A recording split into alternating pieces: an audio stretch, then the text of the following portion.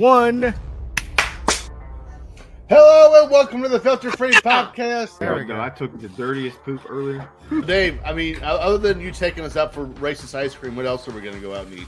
Yes, I am your host, TJ Stevens. TJ Step-ins. What's up, ladies? It's Her- Brand's perfection. Yes, God damn it. Everybody said ask us some shit. You know what? Both of your guys' names are so easy to pronounce. I can't even make fun of it because it's pronounced the way it's spelled. Dollar Bill Dave. What? He just lost the title, or at least that's what Joey Styles said. He said, Oh my God! Thank you. If you're Timmy C. Who? But you get to enjoy my weekly names about wrecking that pussy. And I go, who spit on you? I'll hit that motherfucker with a shovel. The location, I was incorrect. Shauna is on vacation. If you ever want to be kicked out of a Halloween party, dress as Dave. Oh my God! Well, I'm going to tell you, fellas, about why Like a red rocket. Why watching the Woolly Mammoth thing. This has been the Filter Free Podcast, and so long for now. I gotta go pee. Tim's got I to do too. Timmy's back from peeing, everybody. I'm back. We're back. Welcome to the Filter Free Podcast. Pa-pow! Hey, Should we start recording? We forgot something, yeah. Oh, yeah. I'm not even recording. Recording in Audacity. And in 3, 2, 1. There's a look behind the curtain. That's how we start the show. Hello and welcome to the Filter Free Podcast. I'm your host, TJ Stevens. Step-ins. Joining me, as always, Dollar Bill Dave. What? And Timmy C. Goo. Last week went so good with the live show, we decided to do it again. That Correct. was fun last week. So, y'all are back for this one, so this is going to be fun. Let's have some fun. Okay. I'm excited. Please remember to subscribe. Right there, I'm getting TEW, and I'm going to beat you in it. Very as soon good. as I figure out how to put it on a fucking MacBook. The fuck is TEW? More on that in a minute. Please remember to subscribe and rate this show wherever you get your podcasts. While you're at it, follow the show on Twitter at FF Popcast, on Instagram at Filter Free Popcast. Follow the network on Twitter at Filter Free Net, or you can go to www.patreon.com/Filter Free and become a $10 dummy head. That one. Yes, I got it right this week. And Timmy, what is so much more content than you can shake a stick at that we're Shake offering. a what at? A stick. Oh. What is some of it? Well, let's see. We have a upcoming Legends Let's Rethink This about well, it'll actually already happened, won't it? Yeah. We just did it. Except this is live. So this is kind of like that Back to the Future thing where there's a time paradox and we can't touch ourselves. Who the fuck is barking? What? I ain't got no goddamn dog. I don't own a dog. I own a dog, but he's not barking. I'm gonna go out and shoot a dog in a minute. Y'all go ahead. PETA's out. I'll kind of take their ads off our podcast. Yeah. Why were they advertising with us to begin with? Eat a dick, PETA. All right, go ahead. Eat a PETA. Eat a PETA. All right. We have Legends Let's Rethink This that either is coming up or just happened, depending on how you're consuming this. We also have, footballers getting paid with Tim and Dave. Maybe. Depends on how you lay those bets. Ooh, boy. Football. All right, guys. Yeah. You guys need to talk to Blaine. Blaine should be excited. Blaine cashed in a 10-team parlay that he went 7 deep with and cashed out $1,300. That's what I mean. Good thing he didn't keep it because the Bengals shit the bed last night. That was great. What's great too is when we did last week's show, it was live. So you screamed "Who Day" I didn't this week. But it released today. Yes. So the great timing. That's what I was wondering last night is who they on the field? The Bengals are going to go 14-3 and win the Super Bowl. They still have the chance to win the Super Bowl. Do they? You never know. No, never know. I'm pretty sure. Nobody asked your dumbass. Stay in the back. Something you need to know. Please. On Chris Hansen. No, you're not. All right. We also have. I keep forgetting that. What is your interactive booking contest? TEW, bitch. That's what we were talking about. Yes. As you were shitting on it. Interactive wrestling or something like that. That is not what interactive would be you dumb fuck. It's wrestling rewrite. And actually, our first episode would have aired either this Saturday if you're watching it live or this past Saturday if you're listening to this on Tuesday, November the 8th. We are starting with TNA 2004, and that is Total Extreme Wrestling. And the premise of the initiative, whatever I said. Initiative still starts with an I. I know. I'm trying to think of what I said. Interactive is what you said, you dumb fuck. So the premise of the show is you will take over as the owner of TNA Wrestling in January of 2004. Do I get to fuck Karen Jarrett? I don't. Because the owner of TNA Wrestling in 2004 got to fuck Karen Jarrett. Dixie Carter? No. She wasn't there yet. 2004 TNA was Jeff Jarrett, I know. He fucks Karen Jarrett, stupid. Well, they're married now, so they don't have sex anymore, according to some people. It's true. Because when Tim was married, he was never having sex. Correct. And he's still not, but I mean. Correct. Evolution of Evil. Incorrect. That's sad. Evolution of Evil is also coming out very soon. We actually almost have the first episode, the notes completely done. So that should be coming out here very soon as well. Now all we got to do is teach Justin Yenton how to read, and then that show will be on point. Sorry, he gives me so much shit. I got to give him all the time when he can't fire back. That's what I don't know if he's ever there said a nice thing. I see it. Keep talking, fucker. I don't know if he's ever said anything nice to you. I might be episode 3. We don't know. Oh, actually, technically, Justin would be episode 3, not you. What else? I mean, we have no live events yet. When Justin is nice to me, we talk about such things. And well, your stupid face is going to San Antonio for the Royal Rumble. Possibly. I mean, I haven't heard anything about anything else going on in San Antonio than the Royal Rumble. Correct. The Alamo, bitch. Going to watch the Spurs. No basement in the Alamo. So TJ, let's do this thing we call a show. Oh, are we ready to start? We got all of our anything else we want to get off our chest? Dave, you want to join the show or? Yeah, how come I don't see us on YouTube?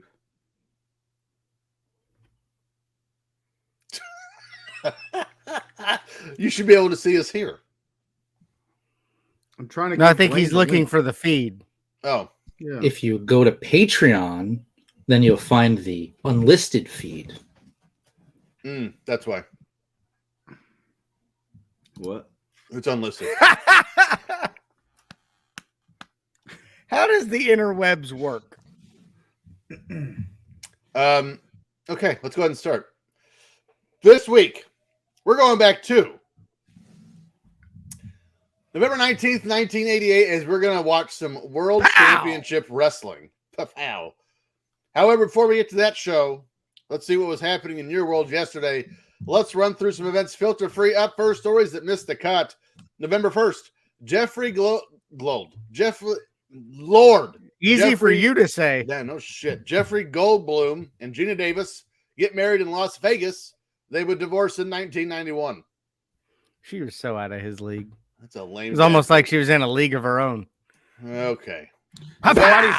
Somebody send Blaine the link to get in this fucking thing.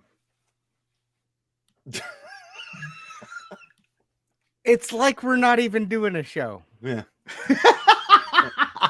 I'm ready now. Oh, good.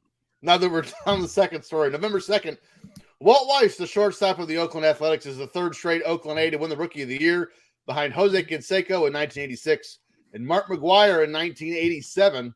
Weiss batted a tremendous .250 with 3 home runs and 39 RBI, and he beat out Angels reliever Brian Harvey. So, true story about Walt Weiss.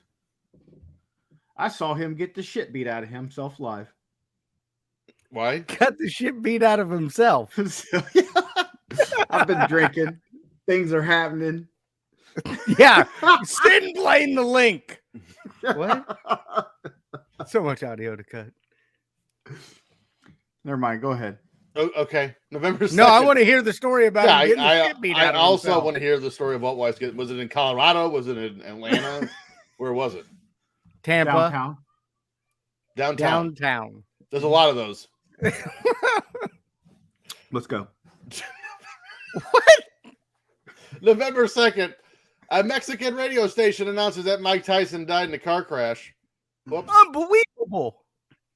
That's rude. November 3rd. Final. November 3rd, Ronald Reagan signs the credit card disclosure bill, which mandates credit card companies to outline all the percentages and fees included with the card. I cannot imagine what it was like before then. That's just the fucking wild west. Your rate is 94%. Oh, by the way, P.S. I know you were just down to $38 on your balance. It is now 39%. November 3rd, in one of the most famous talk show clips of all time, Geraldo Rivera gets his nose broken when guest Roy Innes beats the shit out of some skinheads. I remember this vividly. The chair flying across the room. I gotta see. Shouldn't have been standing there. You never saw that? No. You never saw it? Oh, it's awesome. He got hit by a flying chair.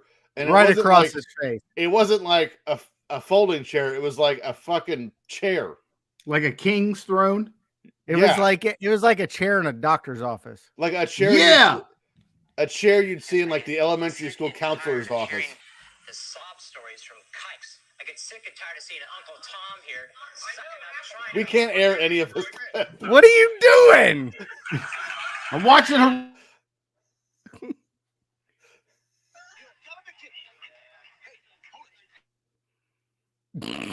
November 4th and 5th.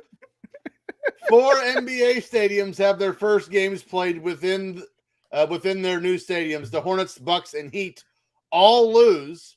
4 stadiums have their games played within their stadiums. Yeah, who wrote this shit, man? I did. They have their first games played within the stadium.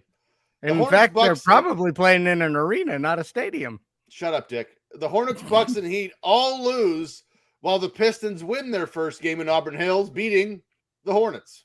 Let's go, Hornets! November 8th, the Kings debut at Arco Arena and lose that game as well to the Sonics, 97-75. Number 6, the Sonics. Yes, the Seattle Supersonics. Now the Oklahoma City Thunder. Terrible. Number 6, Emma Stone is born in Scottsdale, Arizona. So hot. God. Oh my I would gosh. fuck her ginger ass. Yes. I wonder if the carpets match the drapes. They do. How do you know? What? I married a ginger. I'm willing to bet she doesn't have any carpet. Well, that's what I would hope. That's what I would hope. I love hardwood floors. I don't think I don't want to date a girl with a goddamn pine. By the way, Nutsacks, none of you commented on my screen name this week. Because it's stupid. Public Enemy number 1. Read it again, asshat. Pubic Enemy number 1. Correct. Oh. You know why? You know why? Because I wrecked that pussy. You got a fleshlight? He's got one of those things. It's just an ass. He's got one of those. I like big butts and I cannot lie. I don't even remember what we were talking about. Oh, I would not be deterred if Emma Stone did not have hardwood floors. Well, you are deterred. I will ask her on Twitter right now because I'm fucked up. Don't do that, Dave. Does the carpet you shave your badge? Dear Bush, the Japanese baseball all-stars take on the Major League All-Stars in a 7-game series, and it started on the 6th and concludes on November 12th. with USA winning 3-2 to 2. So 3 wins, 2 losses, 2 ties. They did not play Game 7, and I can't find out why. But whoa.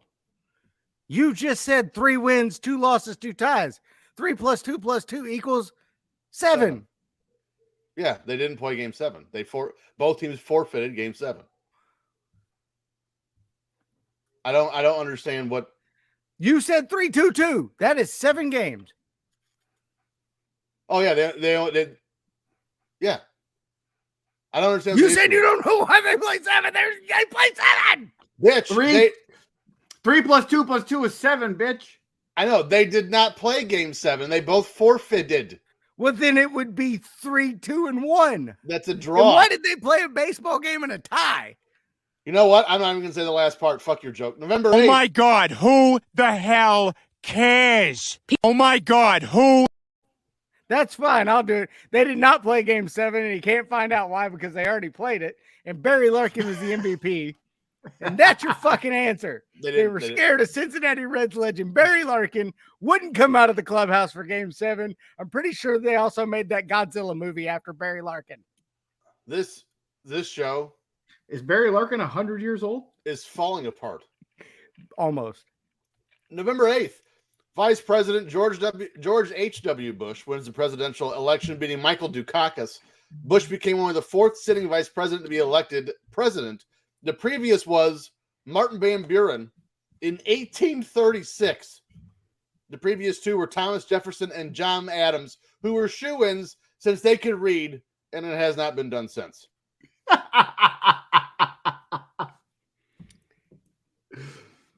Does Emma Stone have a bush or hardwood floors? The boys of FF Popcast want to know. God, thank per you Dave's Twitter. Thank you for not tagging her. God damn, that'd be awful. I don't know her Twitter. Don't find out. I'll go tag her in the comments. Oh God, I'd like to tag her. Okay, November 10th through the 16th. It's Major League Baseball award time as Oral Hershiser wins the NL Cy Young after going 23-8. Frank Viola wins it in the AL. Kirk Gibson wins the MVP in the National League, while Jose Canseco is the first unanimous AL MVP since Reggie Jackson. And I hate that sentence. That's stupid. That is stupid. Emma Stone doesn't have Twitter. Great. Good for her. Thank God. November 12th. I'll just tag La La Land and ask them. Who? La La the movie? It's popped up. November 12th, Russell Westbrook is born in Long Beach, California. Dave's my cousin, Russell Westbrook. Yeah, they're not doing good this year. November 14th, Murphy Brown premieres on CBS. Yep. November 16th. It's a decent show. In a story we previously covered, Robin Givens sues Mike Tyson in a libel suit seeking $125 million. That's terrible. He died and then got sued all in the same month. Not been a great month. Well, he only died in Mexico. November 19th. It's better than what Antonio Brown did in Mexico. Mexico. Yeah, he did not pull his dick out in Mexico, so there's that. November 19th, Chicago Blackhawks legend and 3-time Stanley Cup winner Patrick Kane is born in Buffalo, New York. Nobody gives the mayor of Knox County. That is incorrect. Is Sean Jones here this week? He cares. He's with me. November 20th, Awesome Bill from Dawsonville, Bill Elliott, wins the 38th NASCAR title. If you want to hear about him, you can go back to one of the very early episodes. I remember Dave being very excited about Bill Elliott. I loved Awesome Bill from Dawsonville. Yeah. Ring that bell, bitch. November 22nd, Raymond Dart, Australian paleoanthropologist, passed away at age 95. You just wanted to say paleoanthropologist. I sure did. You know it. You know what's funny? I forgot I did that till I started reading it. It's a lot of You're letters. a fucking nerd. I am. This is Popcast. Yeah. He's popping them bones. What's up? I don't even know what a stupid. Dave, ask Emma Stone if she knows what a paleoanthropologist is. I'll have to look on Instagram since she's not on Twitter. November 23rd. Right. Maybe she has MySpace. MySpace. November 23rd, the great one, Wayne Gretzky scores his 600th career goal. Should have been better. Okay. November 29th. Russell Wilson of the Denver Broncos is born in Cincinnati, Ohio. Not a Cincinnati legend. He's terrible. But apparently he can do high knees in an airplane for 4 hours. So there's that. Okay. Why I you think would she do that, doesn't I have don't know. Instagram either. How am I supposed to talk to her? They just have to write her a letter. Call her. Get her phone number. Yeah. What a dummy. Stories in the Wheelhouse, November 4th. A movie that mixes all of the things that we like, sci-fi, aliens, and wrestling. Hey Siri, what's Emma Stone's phone number?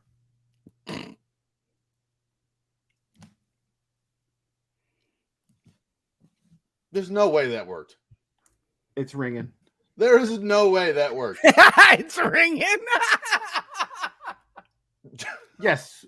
May I speak with Emma, please? Yes, I'll hold. It's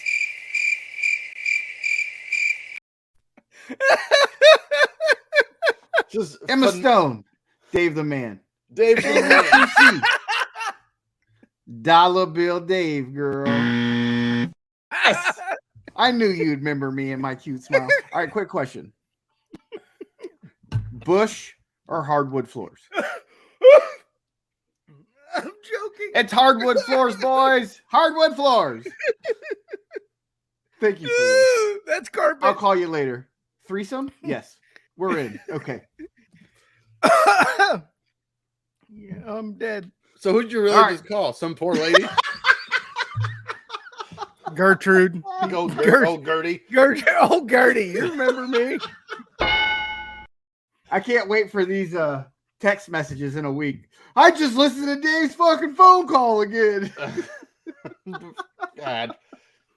November 4th, a movie that mixes all of the things that we like. Emma Stone's phone number, sci-fi, aliens, and wrestling. They Live, starring Roddy Piper, Keith David, and Meg Foster, releases in the theaters. Nada, a drifter that comes to Los Angeles looking for work, sees a street preacher who says that they have recruited the rich and powerful to control the human race. Nada eventually finds work at a construction company and is invited to live in a shanty town for the homeless with one of his canoe co-workers. As the night progresses, a hacker takes over the television waves and says the scientists have discovered signals that are putting citizens in a dreamlike state and enslaving the mass society. The rest of the film follows Nada as he becomes the one person who can see the imposter humans. The film was shot in 2 months, starting in March of 1988, mostly in downtown LA, on a budget of $3 million. They Live is noted for a popularly quoted line spoken by Roddy Piper's character Nada. I've come here to chew bubblegum and kick ass.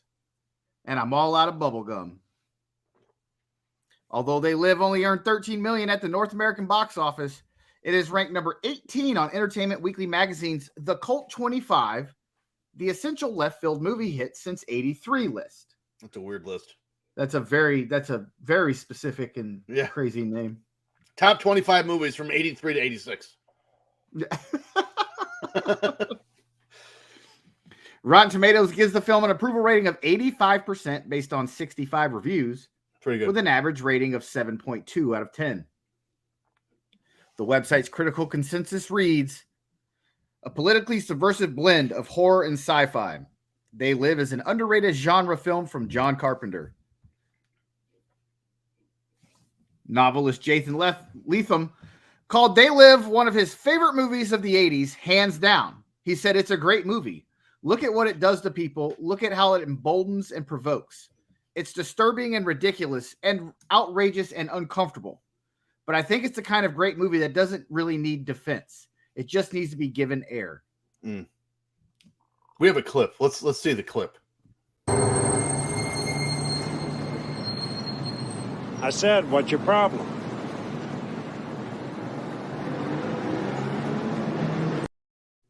Roddy Piper is the man, just for the record. Never seen it. What? And Roddy Piper's overrated. What? I hate you. Wow. Timmy, I'm gonna need my money back for the cruise. Well, I'm still waiting for Dave to pay me, so. We're gonna do this again? Again? Peek behind the curtain. Just kidding. Apparently, Dave's paying for 9 rooms on this cruise. All right, Dave, since you haven't seen it, the thing this movie is most notable for is the fight scene between Piper and his co-star.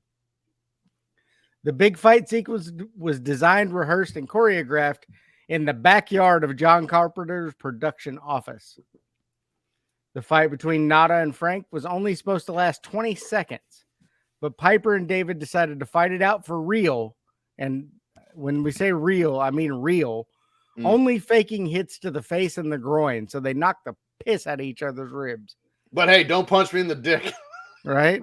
Well, I wouldn't want to get hit in the dick. I'm not disagreeing. They rehearsed the fight for 3 weeks. Carpenter was so impressed he kept the scene They can intact. hit me in the dick if they want to pay me like $1 million. I'll take. They'd be lucky to find it. Who? Wow. Are you that small? Roddy Piper, because you called him underrated. He is underrated. Or, Overrated, no, bitch. Yeah, he's underrated. No, he's underrated for sure. No, he's overrated. He's not even a good promo. What? I'm going to get him in the ring and I'm going to spank him. Actually, that's Piper. He's terrible. It's a spot-on impersonation, but you're still wrong. Correct. So Carpenter kept the scene intact, which runs 5 minutes and 20 seconds. It's an hour and a half, a little over an hour and a half movie. And this fight scene is 5 minutes and 20 seconds. And it was also spoofed in an episode of South Park. It was. Roddy Piper's character never gives his name, nor is he referred to by name throughout the entire movie. He is simply listed as Nada in the credits, which is awesome. Agreed. You know what else is awesome? A boxing match that happened in November of 1988. November 7th, one of the boxing greats of all time, Sugar Ray Leonard and Donnie Lalonde go head-to-head for the gold and for the payday. It's Lalonde. What did I say? Ladonde? Ladonde. Yeah. I even spelled it right. Why did I say that? It's okay. You know how to read? Last story, Dave called someone named Jonathan Jathan. So, did I? Yeah. I gotta admit, after almost 2 years of doing the show, I can't read. I was wrong. I was wrong. We didn't have to teach. We didn't have to teach Justin how to read. We had to teach TJ how to read. It's me. The fight that emanated from Caesar's Palace in Las Vegas was given the tagline for all the gold, as the fight would culminate with the winner getting the WBC light heavyweight title that was Lalonde's heading into the fight, as well as the newly established WBC super middleweight title. The tail of the tape showed two fighters who were seemingly evenly matched. Lalonde was 31-2 with 26 knockouts to Leonard's record of 34-1 with 24 knockouts. Lalonde had the height and weight advantage of 3 inches and 2 pounds on Leonard, as well as Lalonde being the WBC light heavyweight champion, as well as Leonard being a champion in 3 different divisions. With this fight being for a title in 2 different weight classes was an extreme rarity. Both fighters agreed to fight at the 168-pound super middleweight weight class. Excuse me. Leonard was pulling a Jordan, Favre, Brady, and others in the fact that this fight ended his 3rd retirement. 3rd. The last one started when he beat Marvin Hagler by split decision in 1987. You think he's Tom Brady? Yeah, the fact that he can't make up his fucking mind and retire. Yes. And now he's terrible. One time. Don't treat Tampa Bay Buccaneers like Tampa Bay Rays. Don't treat Wade Boggs like that. The purse was $20 million, with both fighters agreeing to a split of $15 million for Leonard and $5 million for Lalonde. Now, you may be asking yourself, why would anyone agree to that when he's as decorated as Lalonde? Outside of the fact that Leonard was a generational star, Lalonde was 28 years old and looking to cement his legacy in the record books as an all-time great. Prior to this bout with Lalonde, Leonard had only been beaten once. A unanimous decision loss more than 8 years earlier against Roberto Duran. A loss that was avenged 5 months later via TKO in the 5th round. In the earlier rounds of the fight against Lalonde, Lalonde's size and awkwardness gave Sugar Ray a ton of trouble. In the 4th round, Lalonde was able to drop Leonard for only the 2nd time in his career with a vicious right hand to the back of the head. Round 5 saw a reinvigorated Sugar Ray Leonard as he managed to get back into the fight and actually started looking like the Sugar Ray of old as the two fighters really started landing some haymakers. About halfway through the 9th round, after being rocked by another Lalonde right to the chin in a brutal combination, Sugar Ray unleashed a furious assault that eventually dropped Lalonde after a powerful left hook. Lalonde was able to recover, but clearly was out on his feet. You know, CTE wasn't a thing in the 80s, so we just let these fuckers fight. Mm-hmm. However, 7 seconds after the referee let the fight go on, Lalonde was brutally knocked down again, and it was all over. Should have been better. Lalonde had fired his trainer, Teddy Atlas, before this fight. Now, why is that important, you might say? Well, in 2006, Teddy Atlas published his autobiography, Atlas, From the Streets to the Ring, A Son's Struggle to Become a Man. In that book, he revealed that he came close to murdering Donnie Lalonde, which I think may be going on upstairs at TJ's. When he made $6 million for Leonard, it tore me up, Atlas wrote. It made me murderous, which I love that word. Murderous is a great word. Murderous was the case that they gave me. That's exactly what I was thinking. If Atlas had not been fired by Lalonde and he had trained him for the Leonard fight, he would have gotten 10% of the purse, $600,000. Atlas described getting a gun and going to Lalonde's apartment building in New York City. After getting buzzed into the building by another tenant, Atlas went to Lalonde's apartment and knocked on the door. If he had opened the door, he was dead, Atlas wrote. I would have pulled the trigger, turned around, and walked away. However, there was no answer. Well, thank God for that. So Atlas stayed there all night with a gun. Wow. What a fucking weirdo. Why is he not in jail? Well, I mean, I don't know. I mean, this, I don't know if that'd be a crime. He didn't do anything. Because he didn't commit a crime? Yeah. That's why he's not in jail. He was murderous, though. That should be a crime. You ain't never been murderous? Murderous in the first degree. I have. I know. We know. I'll hit a motherfucker with a shovel. Yeah, your go-to weapon though is a shovel, not a gun. So your range is. Hey, the boob guy's back. Old Boober, he's back. Oh Jesus! Who the fuck? Did we ever figure out who that is? What's your name, Boober? And this is Patreon only, right? Yes. Great. We got some guy named Boober. We have a Boober in our patrons. Well, I hope he enjoys football because that's what's next, November 24th. Let's talk some Thanksgiving football as the Oilers beat the Vikings 25-23 and the Cowboys skunked the Lions 17-0. The Houston Oilers and the Vikings had legitimate playoff implications within the game as Minnesota. What? What? Read those teams again. Minnesota and Houston, Dallas and Detroit. Yeah, who played who? The Oilers beat the Vikings. Yeah, you're an idiot. Correct. Dallas, think about Detroit Thanksgiving. You host home games every year on Thanksgiving since 1966. Mm-hmm. They can't play each other, stupid face.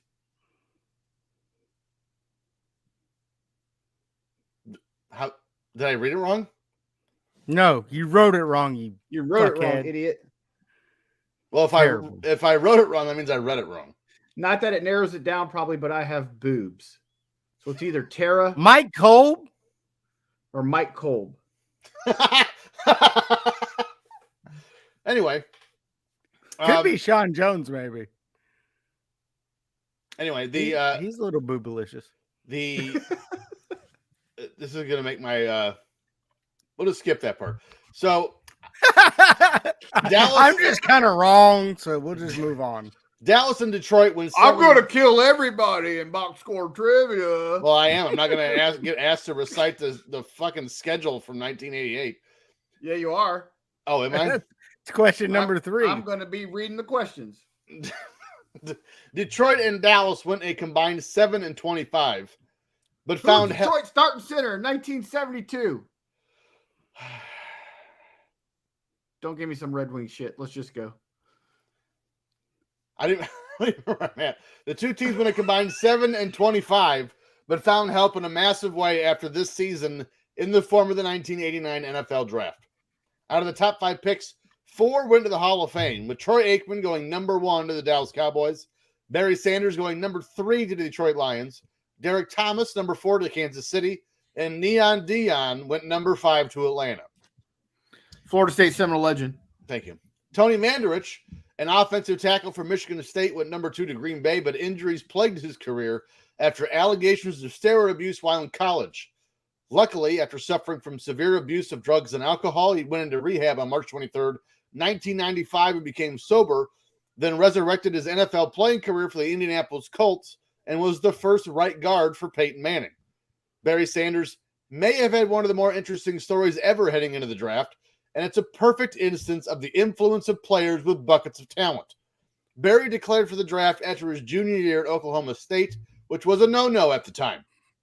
Up until now, juniors were not allowed to declare for the draft because of an NFL rule. Sanders getting drafted resulted in my toilet flushing and the lifting of this rule the following season. His talent was a major part of this lift, no doubt. There's an underlying story to this as well. Oklahoma State was investigated and found guilty of several NCAA rules violations in place on 5 years probation in 1989. Troy Aikman also set a precedent for draft day after he was invited to the draft by his agent Lee Steinberg, making Troy Aikman the first player ever to attend the NFL draft. Together, Dallas and Detroit have been the 2 home teams for NFL Thanksgiving Day games all of our lives, even old-ass Tim. Dallas has been a home team since 1966, except for the 1975 and 1977 seasons, and Detroit's been the home team since 1934, except for 1939 to 1944 due to World War II. Dallas played the Houston Oilers and lost 25-17, while Detroit played the Minnesota Vikings and got embarrassed 23-0 because, Detroit. Correct. With that being said, let's talk about some Thanksgiving Day records. Detroit has played in 82 Thanksgiving Day games. Their record is 37-43-2. Good thing they keep them on there then. You'd see them lose annually. I can't tell you if I've ever seen Detroit win a Thanksgiving Day game. When Barry Sanders got there, they won a couple. Dallas has played in 54 Thanksgiving Day games, and their record's 31-22-1. Dallas is only 6 games behind them, and they have 30 years to work with. Like 60 years on them. It's fine. It'll work. The most frequent matchup of all time has been the Detroit Lions versus the Green Bay Packers, with 21 games played. The Lions lead the Thanksgiving Day series with a record of 12-8-1 against the Packers. Because the Packers were terrible in the 80s. Yeah. The Magic kind of like Dallas. It's kind of like how Dallas was through the early 2000s. I mean, they were god-awful. Or since 2000. Or Detroit's been since 1934. I mean, when was the last time Dallas won anything? Well, they got an NFL title in the late 50s, I think. The Cowboys' most frequent Thanksgiving Day opponent has been the Washington Redskins, now Commanders. The Commies. Dallas leads that series 8-2. Because the Commies are terrible. Okay. I have some interesting factoids about the Lions, if you'd like them. The Lions won 3 Thanksgiving games in a row, actually. 34, 35, 36? No. 41, 42, 43. Much more recent than you think, and against better at least one better team than you think. 2013 against the Green Bay Packers, 40-10. 2014 against the Chicago Bears, 34-17. And 2015 against the Philadelphia Eagles, 45-14. And I lied. 4 Thanksgiving games in a row, because then they beat the Minnesota Vikings 16-13. And then before that, it was a long time before they won. 2003. Thanks. That helps the audio show none at all because you're not recording. Appreciate it. Fuck it.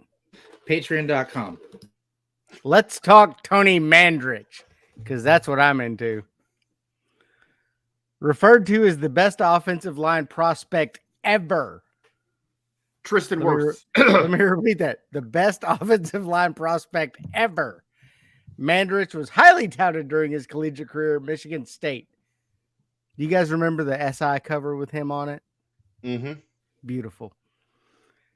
Mandarich was unable to live up to expectations, however, and was released following 4 seasons with the team. I can't believe they kept him there for 40 years. Then the story gets better. Then he takes 5 years off of football and then returns with the Colts because that's what they do. They sign old ass people that can't play. Mm-hmm.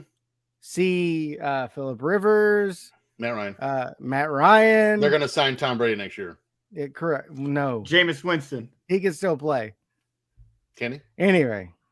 So he returned with the Colts and he played 3 seasons with them. Are you fucking serious? Play 4 years, take 5 off, play 3 more. I like it. Fun fact, he's the only top 5 pick in that class that is not inducted into the Pro Football Hall of Fame. See Deion Sanders, Troy Aikman, Barry Sanders. Yeah. But at least he didn't quit. See Barry Sanders. After his career was over, he moved back to Canada, but he owned a golf course and remarried his wife Shar in 2004. Why would he do that? It's terrible. He now runs a photography studio, having begun doing nature photography as a hobby in 1990. Love it. What a fucking weirdo. In September 2000, nature photographer. He's not just a photographer. Like, he's not taking family photos. He's out taking pictures of hummingbirds as they suckle from the mama titty. That is not at all how that works. You literally could have played take a picture of a cricket for like 3 weeks at your fucking house, and I've yet to see a picture. So I know you ain't gonna go look for some damn hummingbirds. Hummingbirds. Hummingbird. That's what they are in Tampa. Naked Hummingbirds. In September 2008, Mandarich admitted to using steroids at Michigan State, shocker to us all, and faking a drug test before the 88 Rose Bowl. How do you do that exactly? How do you fake a drug test? Have somebody else pee for you? I'm pretty sure they have people that prevent that. Was the Wizinator a thing back in the 88? I don't think so. But I don't know. I've never faked a drug test. I couldn't tell you. I didn't mean either. It's right. time. I just piss hot all the time. You should go see a doctor about that. It is time for box score trivia. Let's have the intro.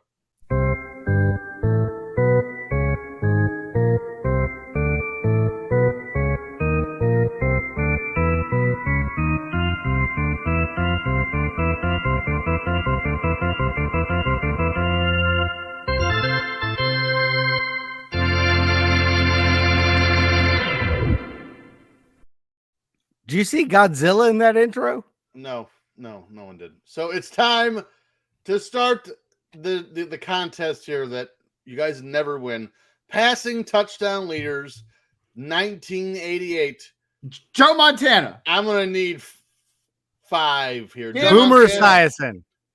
One at a time. Joe Montana tied for 8th with 18. Woo! Boomer Esiason 2nd with 28. Dan Marino. Dan Marino tied for 2nd with 28. John Elway. John Elway. No. Bernie Kosar. Bernie Kosar. No. Warren Moon. No. Phil Simms. Ken O'Brien. Phil Simms, number 5 with 21. We got it, bitch. No Ken O'Brien? No. So here's the rest of the list. Tied for 8th with Montana.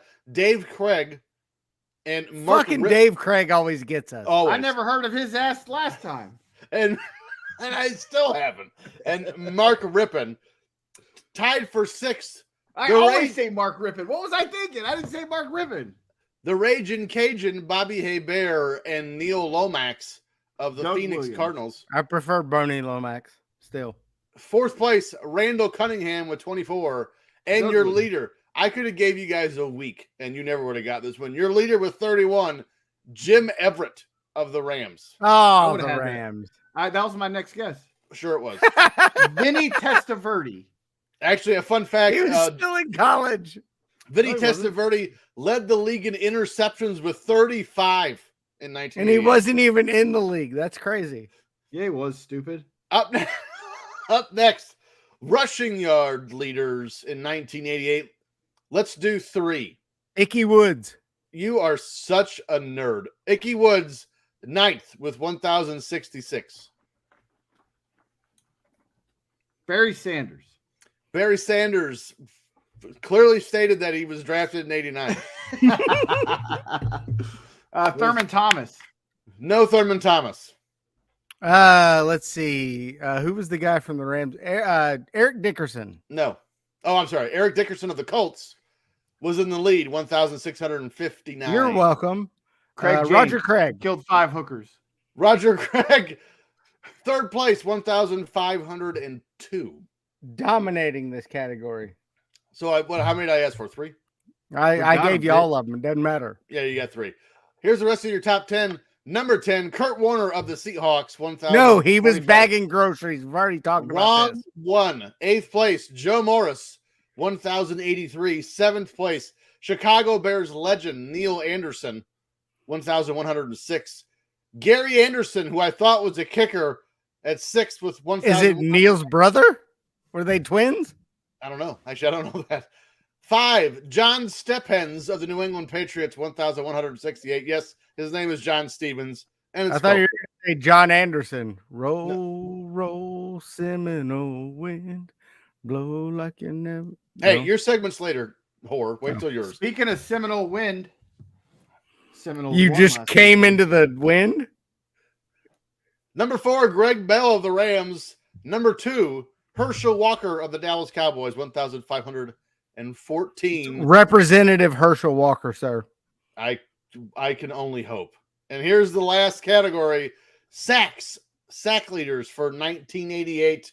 You can give me 3 out of this. I'm pretty sure that everyone in John the NFL. Randall. No John Randall. Reggie White. Reggie White led the league with 18. Lawrence Taylor. Lawrence Taylor was 3rd with 15.5. Mongo McMichael. Wow. Steve McMichael tied for 7th, 11.5. I did not think you guys would get that one. Here's Good the rest job. of the top 10. Richard Dent. No Richard Dent. Tied for 7th, Charles Haley, Gary Jeter, and Greg Townsend, all with 11.5. 6th place of the Lions, Mike Kofer with 12. Tim Harris of the Packers got 13.5. Freddie Joe Nunn, one of the greatest names in football history, with 14 at 4th place. Wasn't he also a wrestler? Actually, maybe.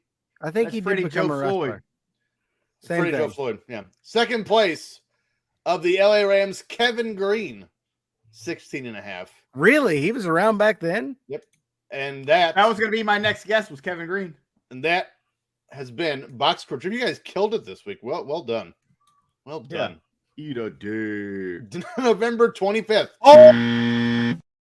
No, stop. We got to stop the show for this. I just got this inside information here. Ringside News has confirmed that Mandy Rose is rating male genitalia on her paywall. For $35, you can get an honest review of your package by the NXT Women's Champion herself. Of course, this service is only applicable for those fans behind her paywall who drop $55 on a double nipple photo. By the way, what's her paywall? I don't know, but where'd all the viewers go? For her double nipples, that's $90 to see her tits, and she's gonna rape my junk. Dave's taking a picture right now. You gotta fluff it a little bit. Give yourself some credit. Give yourself some credit. Get closer, Dave. You gotta get closer. Looks bigger when you're closer. Justin MandyRoseJunkCheck.com. Justin Yen added it again. Tim, the FFP universe, will laugh at your genital photos for free. No need to pay Mandy.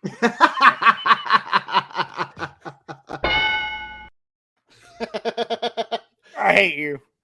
All right. Let's move on. Let's all put our dicks away. November 25th. It's time for our douche canoe of the week story as Chuck Berry pays an astounding $250 Yes, you heard that correct. An entire $250 to settle. We lost him. He's taking his dick pic. He was going to see Mandy Rose to settle assault charges on a woman in New York City. Yes, I started this story by calling him a douche canoe, but it's worse than that. Unfortunately, I'll give some background on this shitbird and leave the hijinks to my co-host. Barry was born in St. Louis on October 28th, 1926, and the musician had some potential from a young age, as he did his first live performance in 1941 while still being enrolled in high school. I say enrolled and didn't call him a student because he wasn't much of a student. He was arrested for the first time in high school in 1944 for robbing 3 shops in Kansas City and then stealing a car at gunpoint. In his autobiography, Barry says that his car was broken down, and naturally you just go steal another one, when he flagged down another motorist who was willing to help him, then stole their car at gunpoint with a broken gun.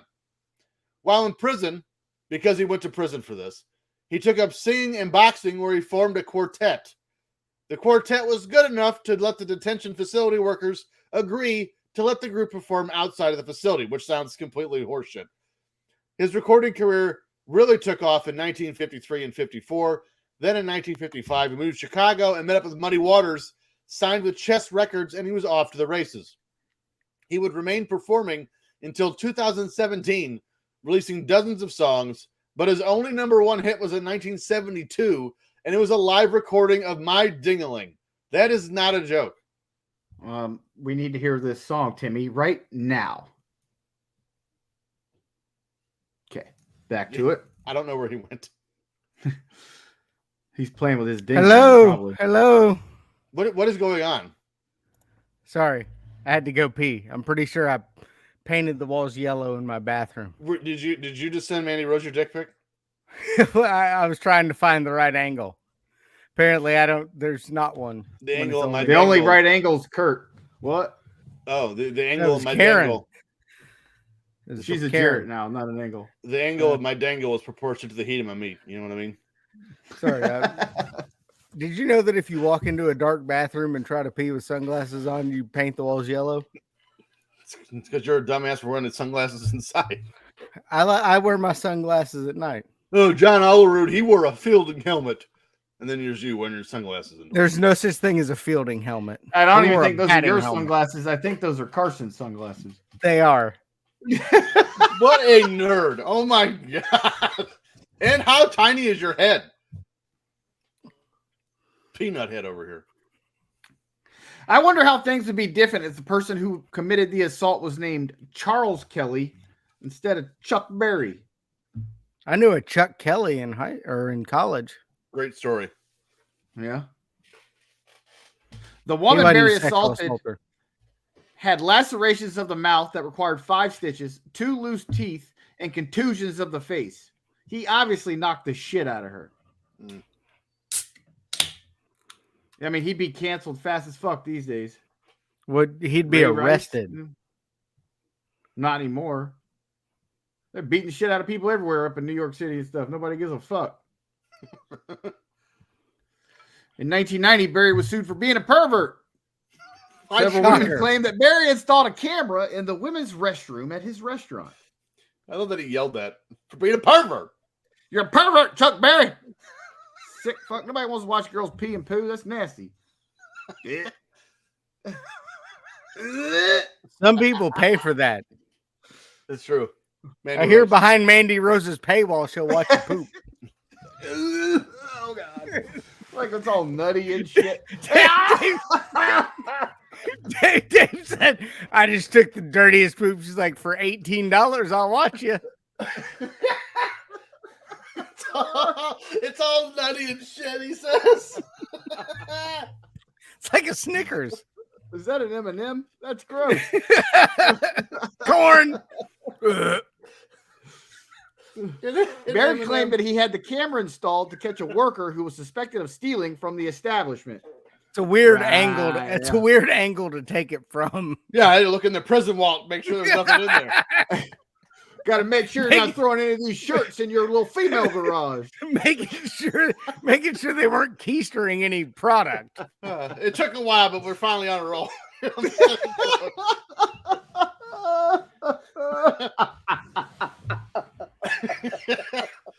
Justin says you should see Mandy on NXT tonight. She should see my dick. So I'm gonna pay her $35. Look at this.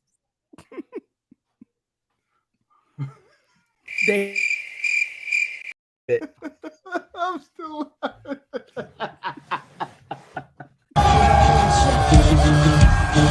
think I heard a shot. I think I heard a shot. I think I heard a shot. That's so much. So much. It's had a faucet down there. What would have happened if that guy would have drowned? I think he did. Ugh. I think he did. He's dead. He's definitely waterlogged with urine. He's definitely waterlogged at least. Murder was the case that they gave her. Later, a police raid on his house found intimate videotapes of women, one with whom was apparently a minor, along with 62 grams of marijuana. All right, fuck this guy. Felony drug and child abuse charges were filed. Child abuse. Yeah. The child abuse charges were eventually dropped, and Barry pled guilty to misdemeanor possession of marijuana. Sure. Barry was given a 6-month suspended sentence and placed on 2 years of unsupervised probation, because that'll show him. Later, videos Barry recorded would surface that showed him urinating on a woman and another of a woman dropping a good old deuce on Chuck Berry. It's gross. We call that a Cleveland steamer. I know that. And I am not lying. Like, this is not a made up, he's shitty, she shit on. No. He literally let a woman shit on him. I would kill somebody. Is that an M&M? All right. There's nothing It's like when sexy it about starts that. to Not at pucker all. And come out just like a little chocolate coming out the like soft serve ice cream coming out. Why is Siri talking to you, Dave? I don't know. There's probably some really gross videos on his phone right now. The pucker up. All right. I'm trying to show my microphone. The pucker up.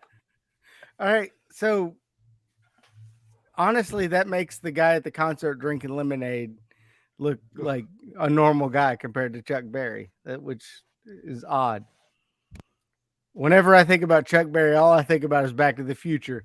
Yo, cousin, Marvin Berry. It's my favorite. That's right. Chuck Berry is the Steven Seagal of the 50s. Congratulations, douche.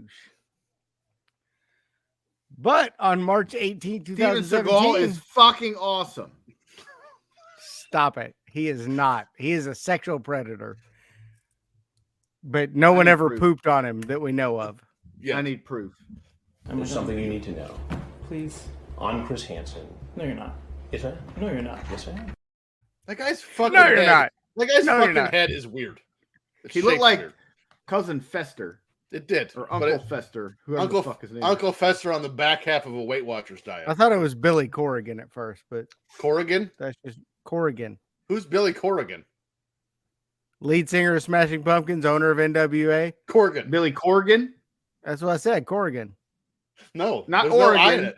Why are you adding Corrigan. an R and an I? Corrigan. Corrigan. I don't Billy think so. Oregon. Anyway. It's Corgan.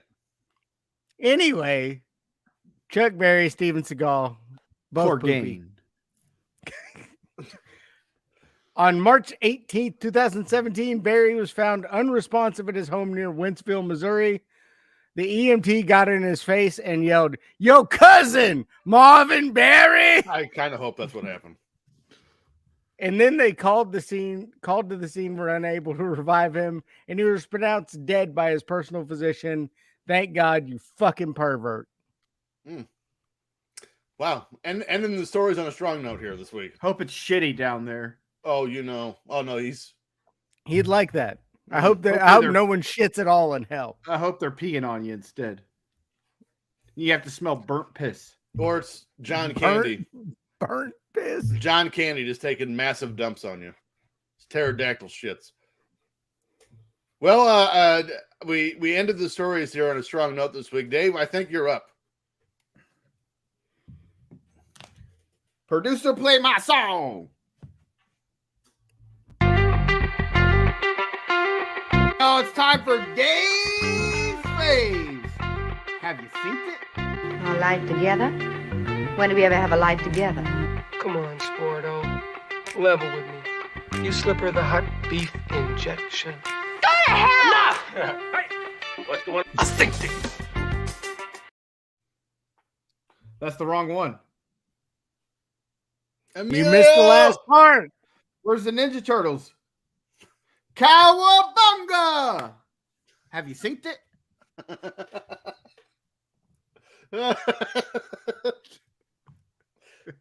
That's so good. All right.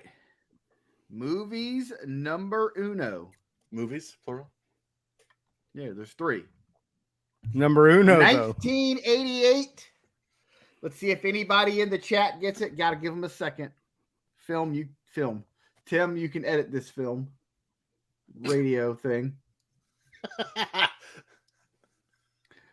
Filmed on a $32 million budget, this movie grossed more than $100 million worldwide.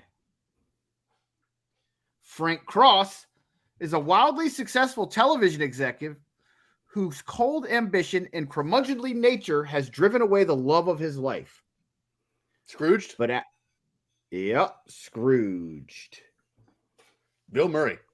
Love that movie. But Daddy, I asked Santa for a choo-choo. Well, then go out and get a job and buy a choo-choo. Brian Doyle Murray. Yes. All right. Film number 2. If anybody gets this, I'll give you a super high five. This film was a sequel to a 1986 film based on the real-life attacks by the United States against Libya over the Gulf of Sidra in 1981.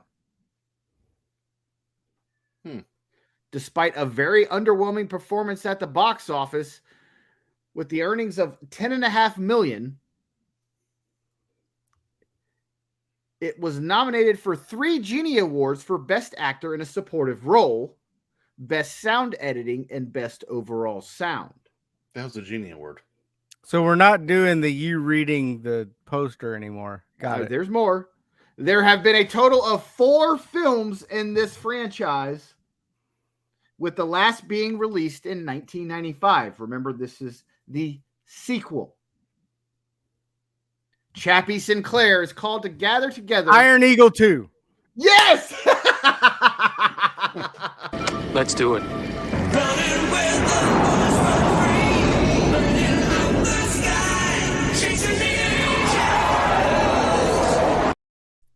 There was no Jason Gedrick in that one. Fuck that movie.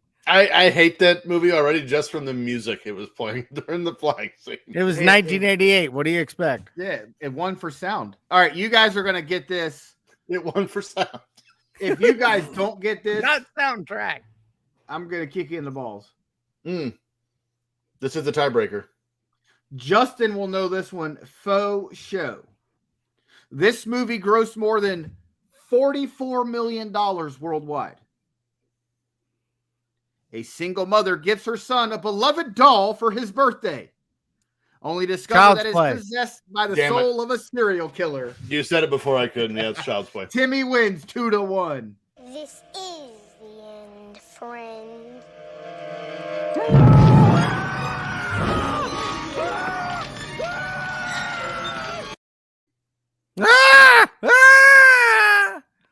And then he went on to haunt Rick Steiner in WCW.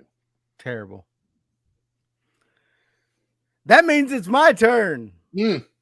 Let's go to Timmy's Trivioki. Producer him. What are you doing here today? Is this some kind of setup or something? What do you mean? I'm just on my way to the beach. Your music is terrible. I hate all of you. All right, song number 1. Wait, do you really not have an intro? What are we doing right now? Apparently not. Okay. I was more important. The lyrics of this song describe two lovers taking a trip to a relaxing place.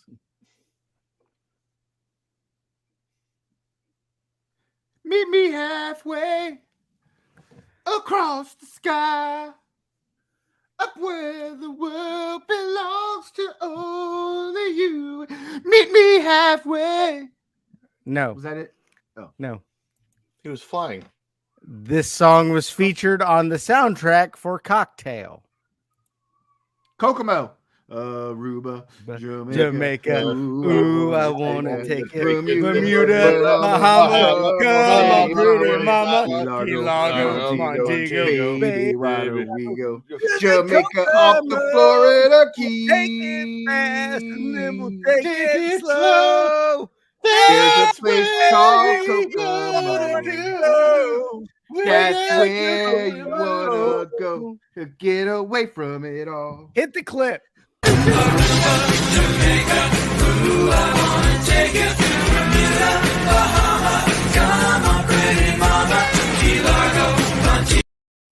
Was that Mandy Ross in the beginning of that? Or Mandy Rose in the beginning of that? Ross. She's Bob Ross's daughter. You know what's crazy is Mandy Rose not even the hottest girl in Toxic Attraction. I love Bob Ross. The Gigi Dolan. Yes, Song sure. number 2. She's dirty and I like it. This was the first single released off the album New Jersey. Saturday Night Fever. What? Staying Alive. Staying Alive. He just doubled down with the Bee Gees. I know one of them is Ninja Turtles with real people. I hate you. Go Ninja, go Ninja, go. The singer of this song now owns an arena football team in New Jersey. Bon Jovi. Tommy used to work on the docks. Julian's been on strike.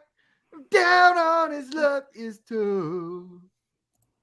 So tough. Are you serious? Gina works a diner all day. What, is New that Jersey. Oh, he That's owns New Gigi. He owns the Philadelphia one. Whatever. Is he not from Jersey? No. Oh. Good guess, Terry. You're close. That was the second single. Hi, Tara. Is that Come the on. Friends song? I'll be there for No. you. That's when a the Friends rain song. starts to pour. Is that your only clue? For you. No. New Jersey's the clue? Okay. There are 2 videos for this song. One with the band live in concert, and the more well-known one, which is a crowd of young people waiting to get in line to get in the video shoot, asked by Sam Kinison. November Rain. Guns If N' they Roses. All right, last clue for the idiots. It's not Good Medicine. Bad medicine. Your love Wow. is like bad medicine. Medicine. Bad medicine is what I You need. said it wasn't him. Whoa. Oh, wait, that's not him. You're Do right, better that's clues, poison. bro. Yeah, your clues Hit are the shit. clip, New producer. Jersey.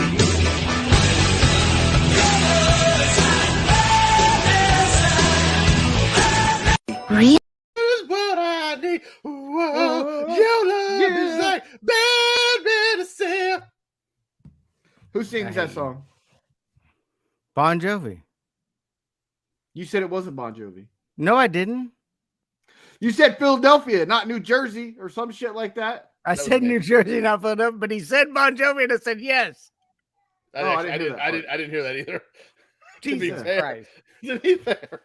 So I'm guessing different bands now because you said it wasn't John Bon Jovi. Fucking terrible. You Song said it was number John 3. Bovey. John I'm Bovey.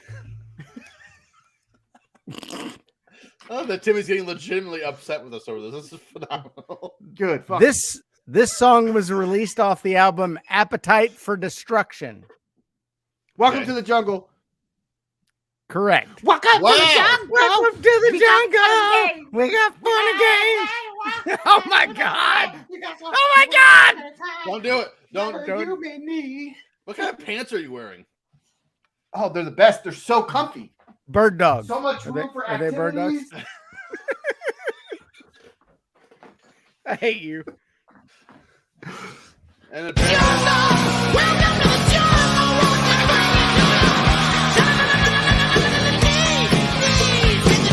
Jungle. Welcome to the Jungle. Apparently, there's also plenty of room to bang a 7.5-foot Amazon woman on the foot of your bed. That's what it looked like you were doing. Yeah, funny. Well, now that we got all of our segments out of the way, is it time to start the card? We're gonna. I guess we're like 47 hours into the show. Yeah, it's this, and this card for being an hour and 7 minutes took forever. There's 82 matches. It's ridiculous. World Championship Wrestling. Ridiculous. November 19th, 1988. Your announcers are Tony Schiavone, Jim Ross, and David Crockett. We start the show with the highlights of the tag team match. David Crockett. Between the Wild Frontier. Let's just make it longer. between the Varsity Club of Rotunda and Williams with Rick Steiner outside as they were facing the Fantastics, or at least that's what I think it was. We're pushing the possibility of a Rick Steiner face turn. Now we see Schiavone and Crockett in the studio as they continue to plug the possibility of a Steiner face turn. And then JR tells us that we will see Sting and Luger against the Road Warriors. Now I'm going to tell you before we get into the show. They're plugging an Omni show at Thanksgiving and Starrcade at Christmas. And between the two shows, it is impossible to keep track of what is happening here. They're also plugging Clash of the Champions. And Clash of the Champions. Like 94 times. On December 7th. So, yes. It was Don't so many forget, times I'm going to go fucking watch it tonight because I got to see what happens. They said it so many times, I remember the date. It was December 7th. That's how many times they showed it in the show. Well, they show the calendar, so that helped. Visual. Yeah, that's what it was. It was the calendar. I almost said December 7th. Match 1. Bam Bam Bigelow with Sir Oliver Humperdinck against Trent Knight. Bam Bam is in the NWA is weird to see. Trent Knight, speaking of weird to see, looks like the love child of Jake Roberts and Magnum TA. I thought he looked just like Magnum TA. It was just nuts. like him. Yeah. I don't think that was a coincidence either. Bigelow crushes poor Trent and gets an easy win as we push Bam Bam as a monster. I'd forgotten that Bigelow went to the NWA after leaving the WWF because of Andre. It was when he got slapped around and quit. I would too, I guess, if some giant was slapping me around though. But yeah, I'm good. I'm no. Too bad his run here was short-lived as well due to his commitments in Japan. A great squash match to start the show. Bigelow doesn't get the credit he deserves in wrestling. I think Bigelow would be a great subject for our next episode of Legends. Let's rethink this. I like it. Bigelow is better than Roddy Piper. No. So wrong. I don't even know where to begin with that. Yeah, just kidding. They're both equally dead. I'm pretty sure Sir Oliver Humperdinck reminds me of a poor man's Captain Lou Albano. Yes. Similar. Bam Bam had to have just left WWF at this point, though. He left in like June, I think. Crazy. And he was getting such a big push just a year ago at the Survivor Series. And now he's out the company and here in WCW. And Humperdinck, not as flashy as he was in the WWF here. Like you said, poor man's Lou Albano. That's kind of what it just trashy ass Hawaiian shirt instead of sequins on a jacket. But he is a fucking horrible promo. Yeah. Terrible. Yes, he looks like the homeless guy standing in front of Family Dollar. Cigarette. Yeah. Cigarette. Hey, I got to come back here. I got to tell you something. You have $5. Now we get Dave Crockett interviewing Humperdinck. I don't know why I call him Dave Crockett. Davey Crockett. And King Bigelow, of the Wild Frontier. Shut your face as they promote the Omni show on Thanksgiving night as well as Starrcade 88. Theme of the fucking show here.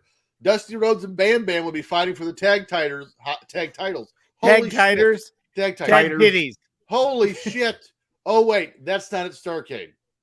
At Starrcade, the original Midnight Express fought the Midnight Express of Eaton and Lane. Bam Bam fought Barry Windham for the U.S. title and lost. Yep. Match 2. I'm surprised they didn't put the Clash of Champions on Thanksgiving night. And do the Omni show the other time, because that's when Survivor Series was. Or just have the Omni show be Clash of Champions. Well, before, if you remember, the Thanksgiving night was Starrcade, and then right.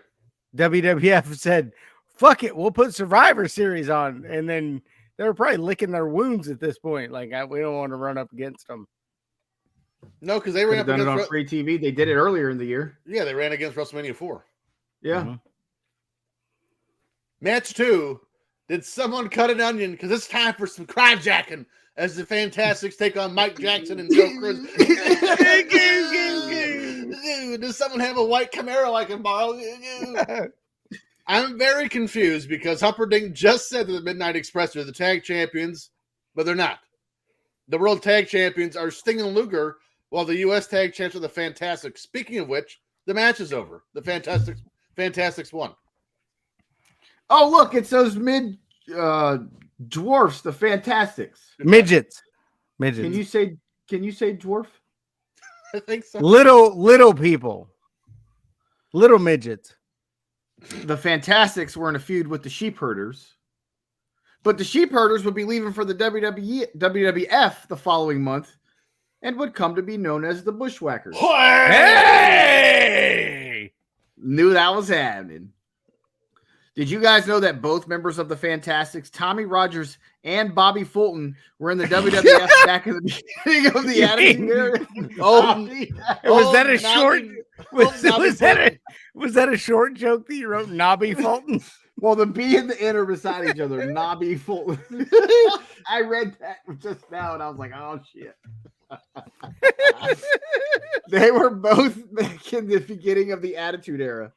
They actually wrestled each other on an episode of Raw in the tournament to crown a new light heavyweight champion. That sounds terrible. Rogers defeated the heel Bobby Fulton, but lost to Brian Christopher in the next round of the tournament that was eventually won by Taka Michinoku. I like Taka. All right.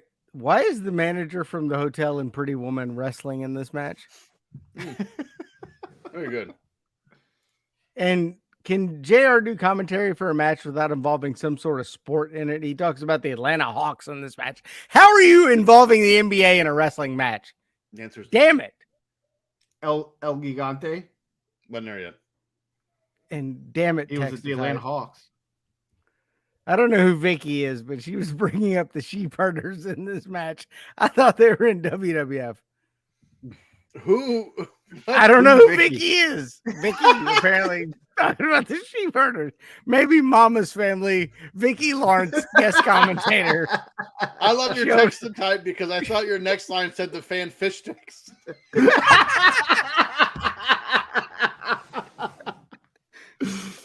Oh, fuck, I'm crying again. Fucking Vicky. The Fantastics finishing move was ridiculous. It was just dumb. It was like a bear hug. That's all you need. Up next, we see Jim Cornette in the Midnight Express. Cornette is sporting some head bandages after bleeding a gusher in a white suit. In one of the more infamous moments in Jim Crockett Promotions history after getting hit by Paul Heyman's phone. The subtleties of this promo by Cornette are great. They're technically the baby faces, but they haven't changed outside of Jim getting hit with a phone. So Cornette still tells the crowd to shut up and let him talk. So say what you want about Jim, but the man is one of the greatest managers and microphone men of all time. Good. Yep. Perhaps unpopular opinion. Stan Lane was better in the Midnight Express than Dennis Condrey. No, I agree. I agree. I agree. Okay. He just fits better. Well, yeah. I thought mainly Dennis Condrey just looked like an old fuck.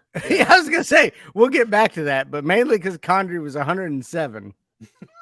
He's not anything express.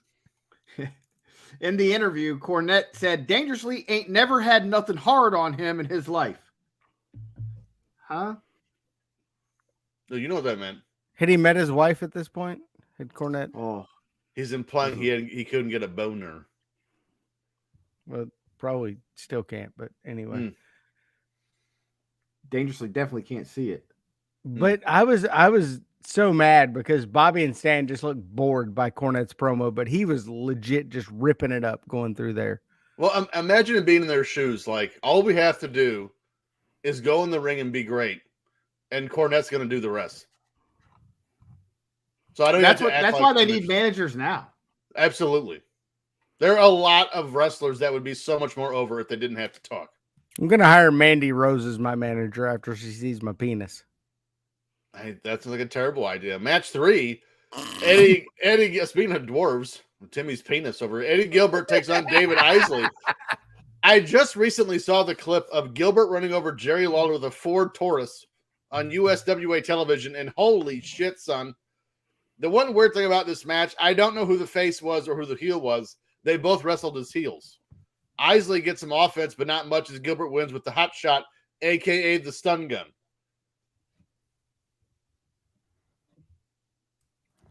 I only remember Gilbert from his run in USWA, and that was my favorite to watch on Friday nights at 11. That's late. We had that. Something came on every night at 11. It was different. Like Mondays was like IWCCW. Tuesdays was like ECW. Really? Wednesdays was Smoky Mountain Wrestling. And then there was one other one on Thursdays. And then Fridays was USWA. What station did you have? It was some weird, like, it wasn't on cable. Dave had the WWE network before it existed. Wow. Yeah, so I didn't have cable in my bedroom, but I had a TV with antenna, so I could get the local channels. And it was channel 34. I always remember that. But when I get home from school, Global Wrestling Federation was on like ESPN2 every day at 4 o'clock. So I used to watch that.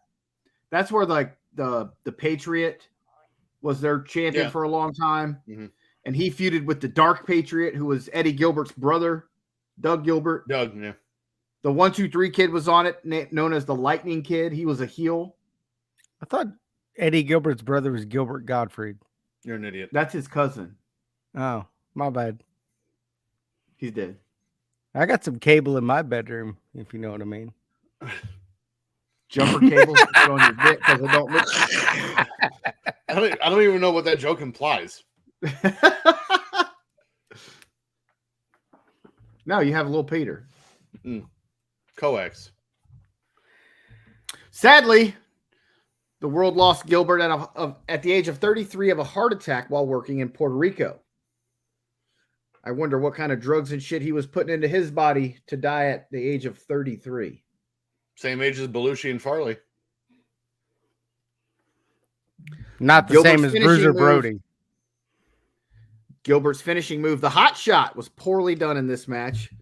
The jobber fella was supposed to be sitting to the ropes to whiplash his neck off them, but hit him with his belly button. Not quite sure how that would injure anyone. Knock the wind out of him. Your belly button is a very sensitive area. Eddie Gilbert had the look here, though. He looked like a professional wrestler. His jobber, not so much. Yes. He looked like he worked at Home Depot. And believe it or not, he's back for the next match. Match 4. Sting and Luger take on David Isley again. And Trent Knight. Damn it. Again. This is filmed at a house show or something along those lines, but now I'm confused again. Because they mentioned Sting and Luger. Why was this in a different arena? I don't know. But they That's mentioned just to put him on the TV. Well, that was the least part of this that confused me. They mentioned Sting and Luger fighting for the tag titles soon, but Sting and Dusty fought the Road Warriors for the tag titles at Starrcade, while Luger fought Flair for the world title. So unless they meant the Omni show, I'm lost. Oh wait, look at that, the match is over. Sting wins with the Scorpion Deathlock. Sting was young here, but he was already over like crazy. Yes. Yep. But God, he looked young. Luger because now he looks old. Yeah, he does. His hair is terrible. It's bad. Yeah, he needs to get rid of that slick back shit because it looks. He needs to. It's worse than Macho Man's hair right now. Shave his head. Worse than Macho Man's hair right now. Right now, yeah. Wow, that's a hot take. Wow. Luger looked like $1 million here as well, but he's one that I never really got. He could have been the next Hogan had he had just a little bit of charisma. Yeah, absolutely. You killed Timmy.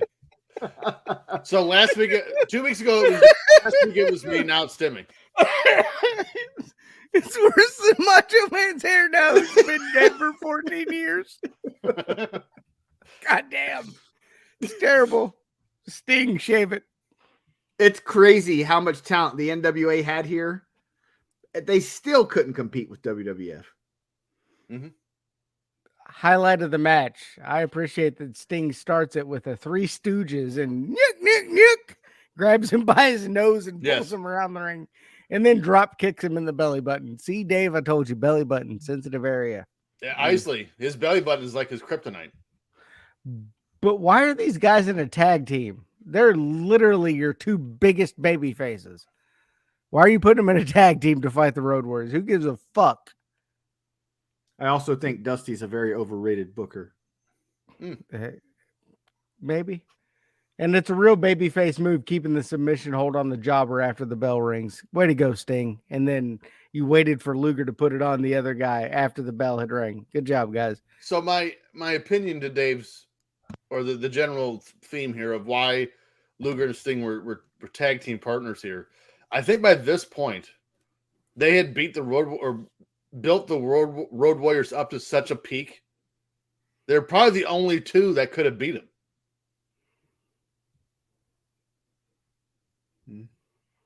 Although I can't remember who actually eventually beat him. I think it might have been Sting and Luger. Could have brought Barry Larkin in. He's like Godzilla. Now we have Bob Caudle interviewing Sting and Luger about their match with the Road Warriors at Starrcade, except they don't wrestle.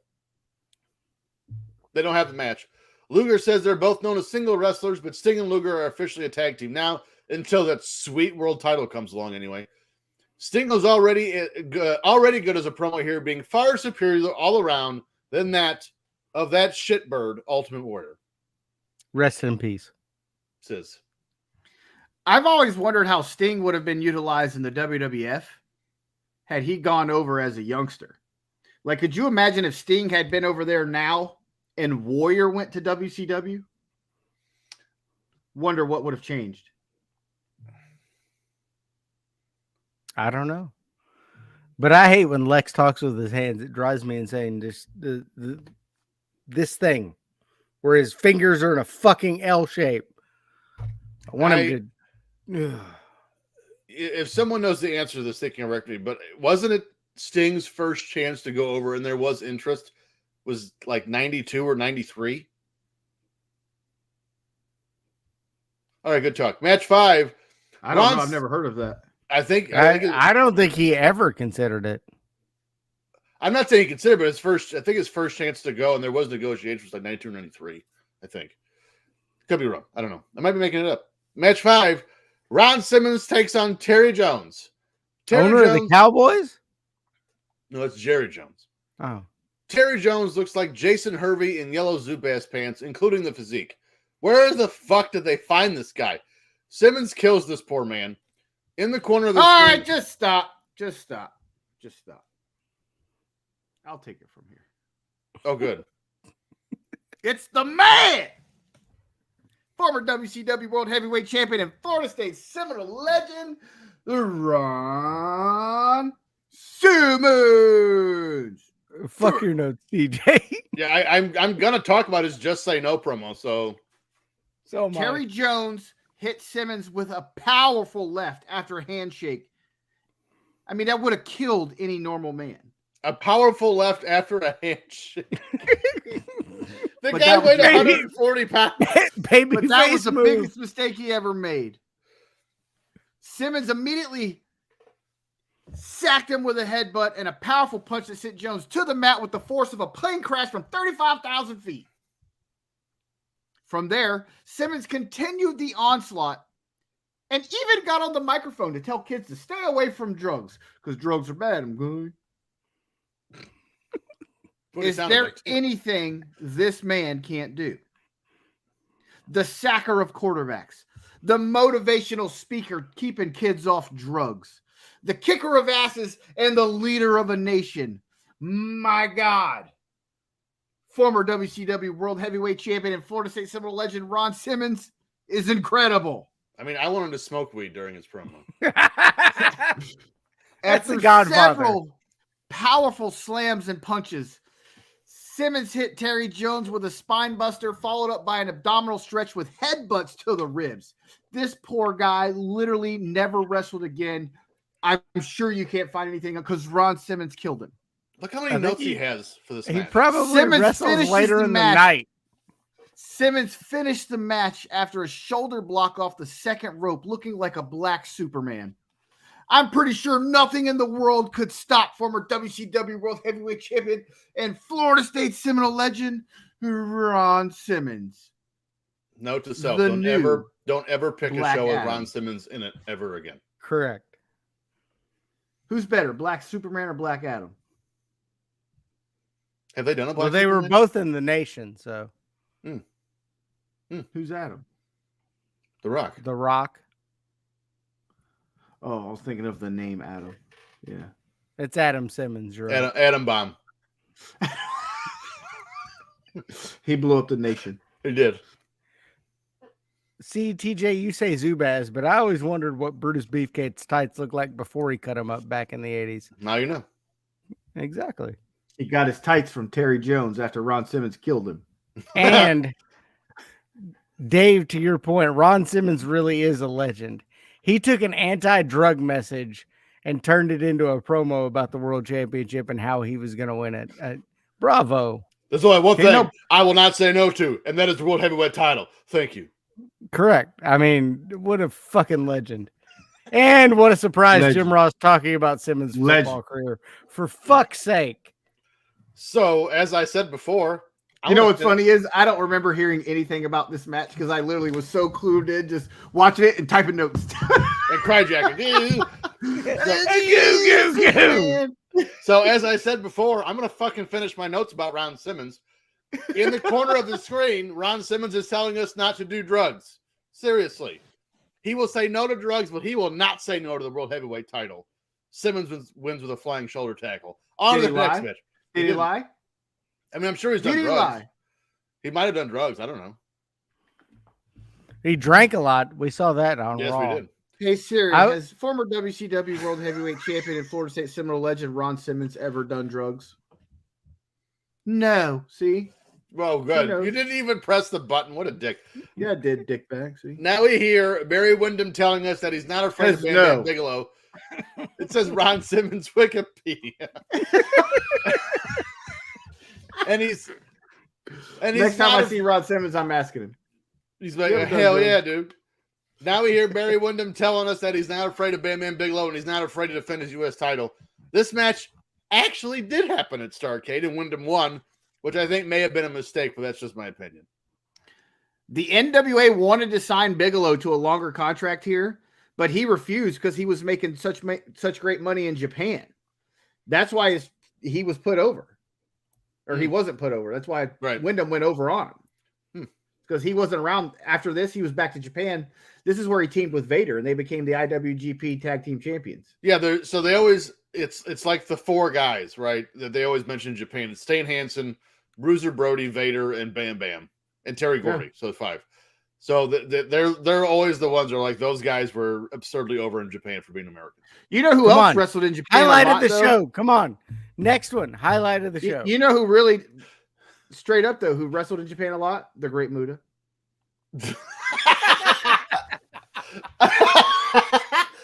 Up next, we have Shivani and Magnum TA as they give us the Starrcade update.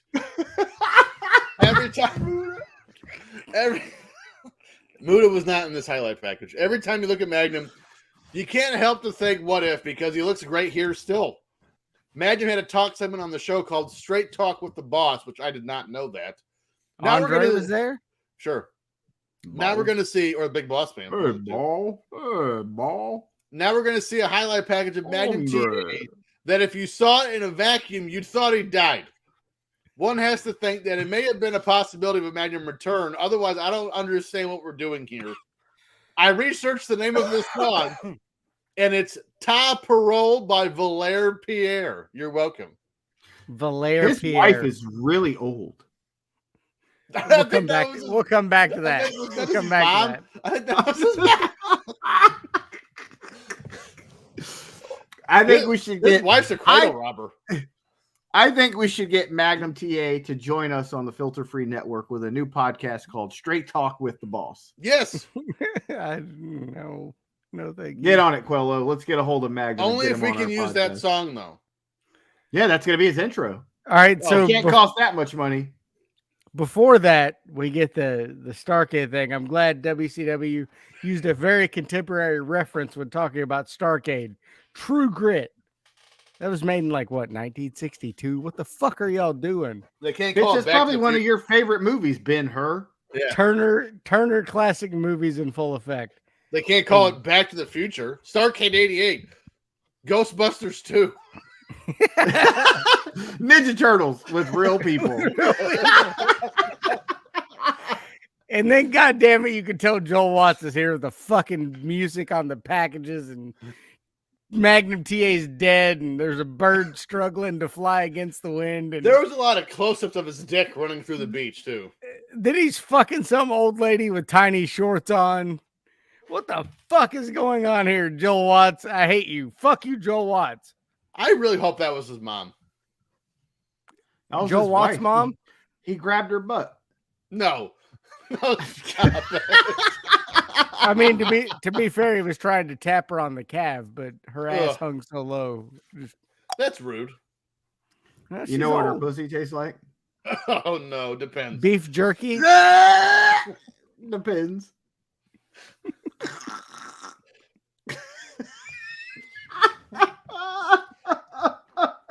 I'm suddenly nauseous.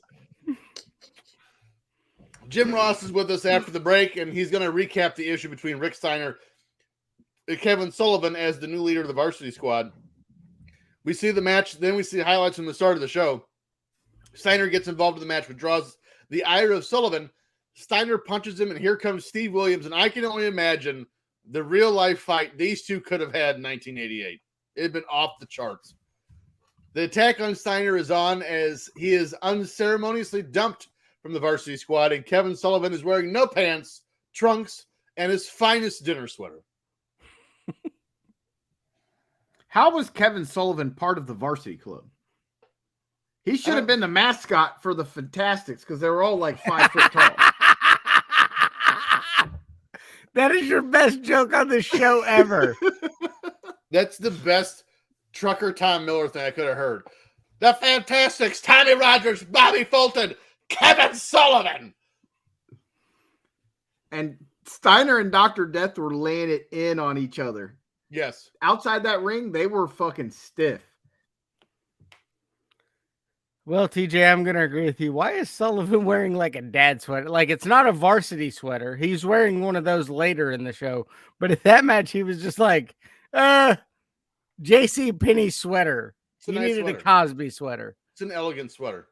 It's very elegant for a wrestling match. And then why are they stripping him down to nothing?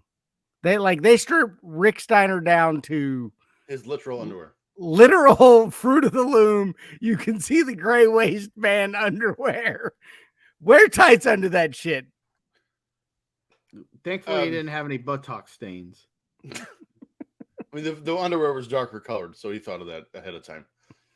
And actually, it's funny, Tim, that you mentioned that he wore a sweater later in the show because it looked like a bathrobe with like a varsity letter on it. It probably was. I'm not even sure it was a sweater. He stole it from the Holiday Inn. Yes, correct. Match 6. The Varsity Squad Club, whatever they're called, takes on Randy Hogan and the Italian Stallion. Do yourself a favor. Randy Hogan! Stop what you're doing and Google Randy Hogan. Thank you, Dave. Dave, listen. For Googling him right now. Even if you're administering life-saving CPR, let the fucker die. Google Randy Hogan. What the shit? I've liked this show so far, and there's not much to poke holes in outside of the discombobulated Starcade card. So I'd like to remind everyone that this Varsities Club returned in 1999 WCW. Just with that year of WCW, you know it was awful. Seriously, where the hell did they find Randy Hogan? I can't stop looking at his stupid head. All of it. All of his stupid head. The baldness, the mustache. Oh, he got pinned. Randy Hogan won, by the way. He won this match. He lost the match, but he won the hearts of Americans. I mean, Randy Hogan is awesome. But he's nowhere near as awesome as Macho Warrior Rick Hogan, his cousin. That's true. That's true. But after watching the beatdown, everything they were doing, all the dirty tactics, I wonder how Oklahoma and Syracuse liked having their wrestling singets on heel wrestlers who were doing dastardly shit. Well, they probably loved Or I wonder if they even knew. They probably loved You think someone in Syracuse, New York, knew that Mike Rotundo was? Yeah, the guy that a eventually heel? beat the shit out of Shawn Michaels a couple years later. He was watching. Yeah. I think Rotunda might be one of the most underrated wrestlers of all time. Agreed. I think the IRS gimmick was detrimental to his career. I don't know if I go that far. I also think that he's good at raising kids. He is. His son's probably the best in the game in terms of coming up with shit now. Mm-hmm. Bo Dallas? No, the other Tommy Rotunda. He's like 12. Tommy Rotunda. Tommy's daddy was taking it. Oh my God. When he was 12 years old. Take my money.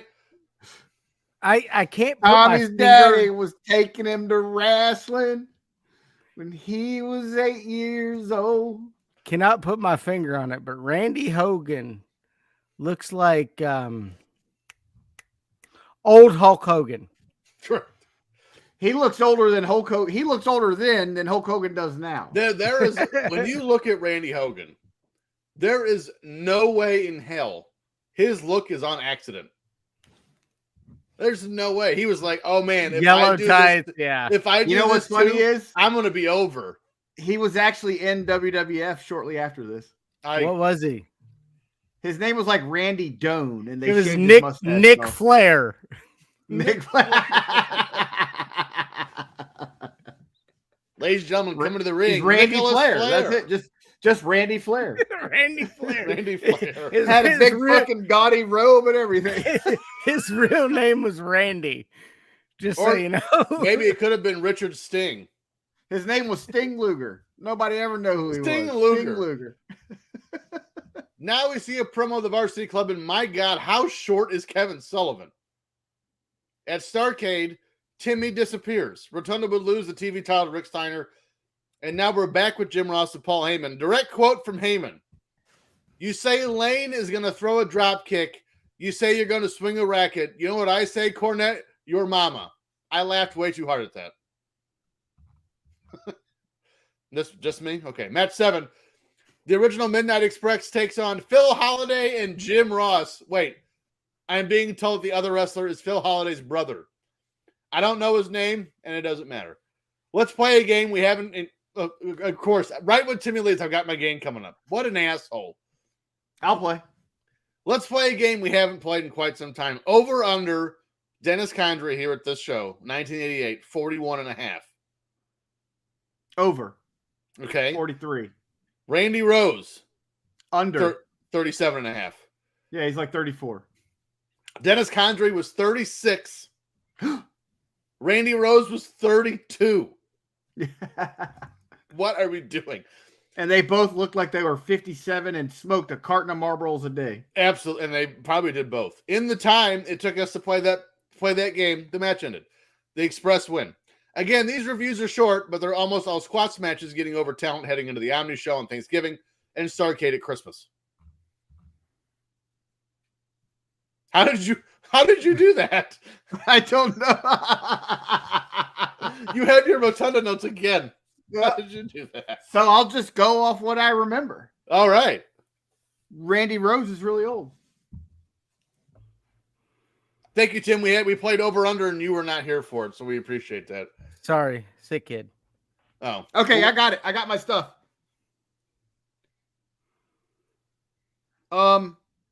These holiday fellas might be the Dudleys. One is a fat white dude like old Bubba Ray, and the other is of much darker complexion, much like Devon. I remember the original Midnight Express back in this era. They feuded with Cornette's Midnight Express. Kind of funny, though. Does anyone remember Randy Rose as a Midnight Express member? I only think of Condrey and Eaton and Lane. Never think of Randy Rose. There's actually like 6 iterations of the team. Yep. But I say this every time we watch one of these shows. I love old school squash matches. I do. They're quick, get to the point, and you see fucking good moves.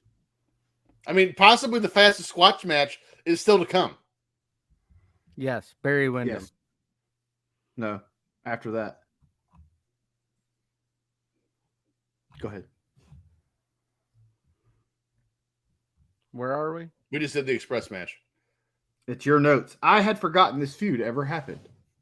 I did. Just looking at... I'll do it. Do it. Do it for me. I'd forgotten this feud ever happened. I was trying to get some pussy, but I couldn't because my dick don't work. I was 9. Just looking at Paulie's Midnight Express, who would have thought they could take the real Midnights? With a capital S. With a capital S. They were the real Midnights. Express looked like Bartles and James. Come on. You got to give that.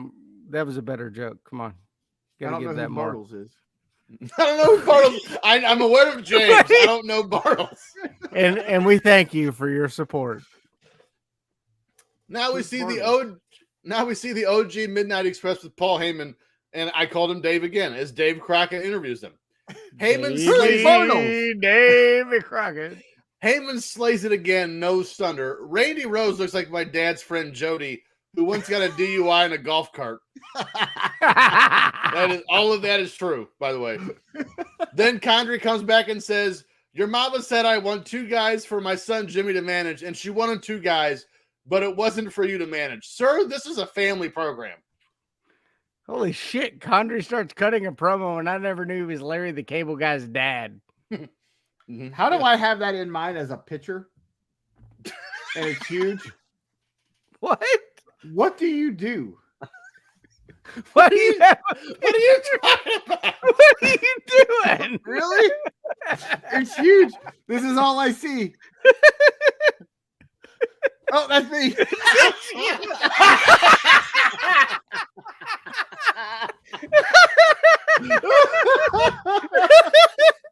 Look. Look how big that is in my notes.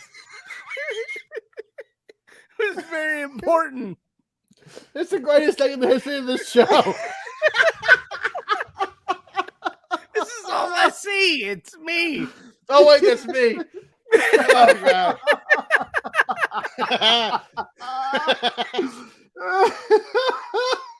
If you're not on Patreon, you need to be. Oh, geez, I'm crying. Match 8. The Russian Assassins with Paul Jones take on Mike Justice and Curtis Thompson. I'm pretty sure we've covered a match with Justice before, but Justice and Thompson look better than the Assassins. Correct. For some reason, the Russian Assassins pork chops and applesauce. They beat Ivan Koloff and JYD and Starrcade. Help me understand that.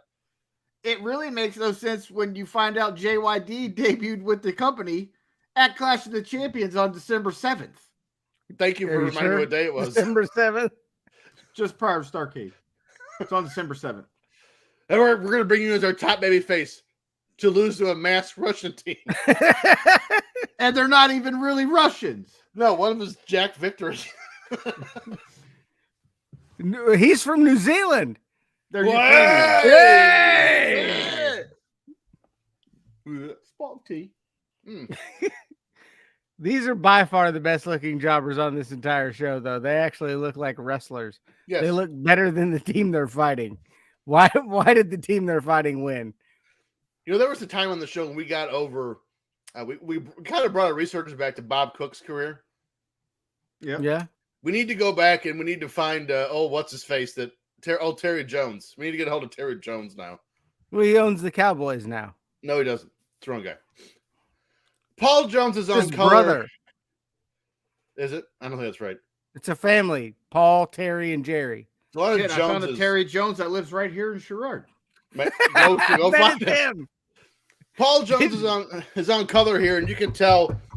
He used to wrestle in WCW. You got your ass whipped by Ron Simmons. I saw it. Paul Jones is on color here, and you can tell there's above ground pool. An above ground pool.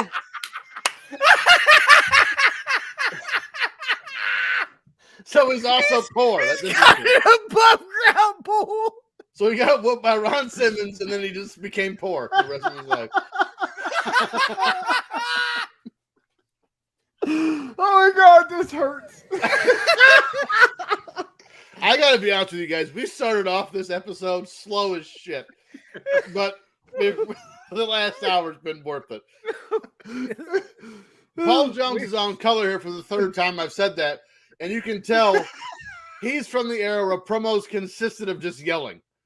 Shivani says that Paul Jones might be the best wrestler turned manager ever. Just don't say anything to Arnold Scotland or Bobby Heenan or Larry Hennig or Paul Ellering or Afa or Kevin Sullivan. Didn't he manage the Fantastics? You just gonna skip old Harley Race like that? That's Harley Race. Good call. Yes. Nick. What about Oliver Humperdinck? He didn't wrestle, I don't think. I bet he did. Excuse me. So much audio to cut. The Russian Assassins were actually Angel of Death, which is a terrible wrestling name, and Jack Victory in masks. I can't remember his real name. Also a terrible wrestling name. Did you know Angel of Death was the first man to portray the Black Scorpion in WCW? Yes. I only know of Jack Victory from his time in ECW in the late 90s, early 2000s, and he was shit then. Yes, he was. He was the flag bearer for the Sheep Herders for a long time. Yes, he was. Was he? Mm-hmm. Yes. And why the hell was Paul Jones yelling the whole fucking time? That's how he got over, motherfucker. I need everyone to hear me from across the room. I'm Paul Jones. I kind of miss the foreign villains, though. We need a good heel Russian stable now. I don't know if well, actually, right now you probably could get away with a Russian stable right now at work. See? Good call. The Putins. Oh, don't call it that, though. Now we see Ellering and Hawk yelling in our face. No idea where Animal is, and it's never explained. Hawk yes, it was. Was it? He was collecting a debt for Paul Ellering. Okay. Hawk is out here for too long. It's exposing his greenness as he keeps getting lost while Ellering is just standing behind him like a statue.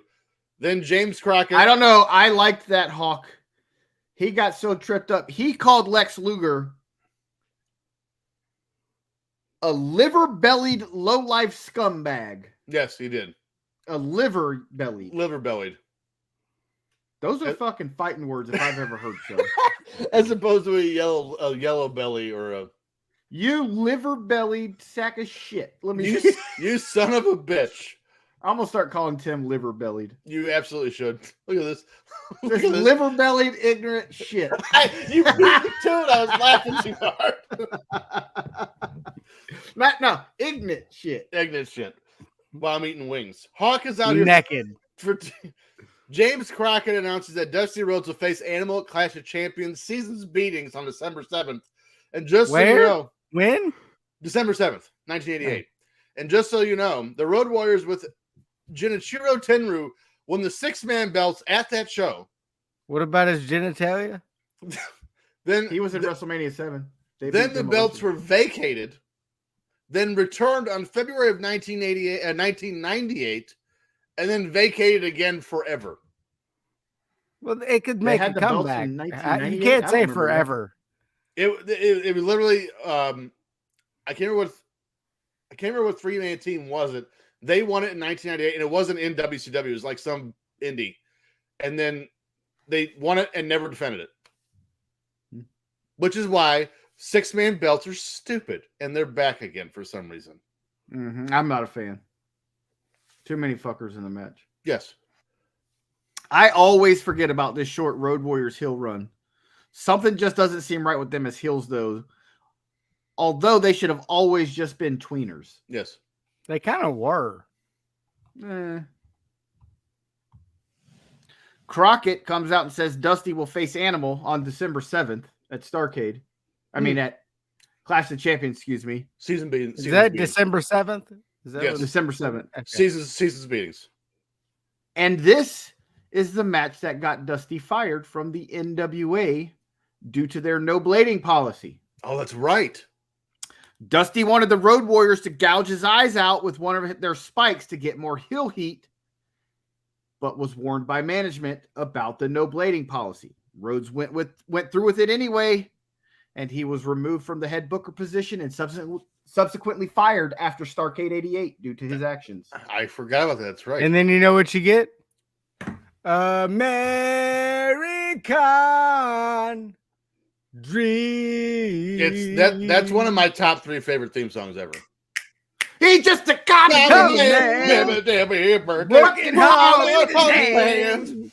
He's just a common man. Working hard for a man. He's a American dream. He's a dream. American dream. Match 9. I definitely have carpal tunnel by now. Barry Windham takes on Jerry Price. And literally in the time it took me to write this sentence, Windham won with the claw. All right, so hear me out. I want to do a Legends. Let's rethink this on Barry Windham. This is the second one in this episode. You want to do the next one on Barry Windham? No, Bam Bam and then Barry Windham. Bam Bam. But I want to do one on Barry Windham as well because I think Windham should have been the top heel once Flair left WCW. If they were smart, they could have had the Widowmaker. If they were smart, he left because they didn't make him the top heel. They turned him face, and he was doing that stupid tag team shit with little Lex Luger, Dustin Rhodes. Oh, but if they were smart, he could have led a Horseman stable of his own. Instead, they turned Luger, managed by Harley Race, and that shit was stupid. Let me ask you this, just out of curiosity, just to get your thoughts. If Flair leaves here in '88 like he was supposed to for Survivor Series, do you think Windham would have become the top heel? SummerSlam. Whatever. Probably. Or they probably would have been stupid and made it Luger again. I think Ron Simmons should have been it. He should have been it anyway, even with Flair there. Destroy Flair, bitch ass.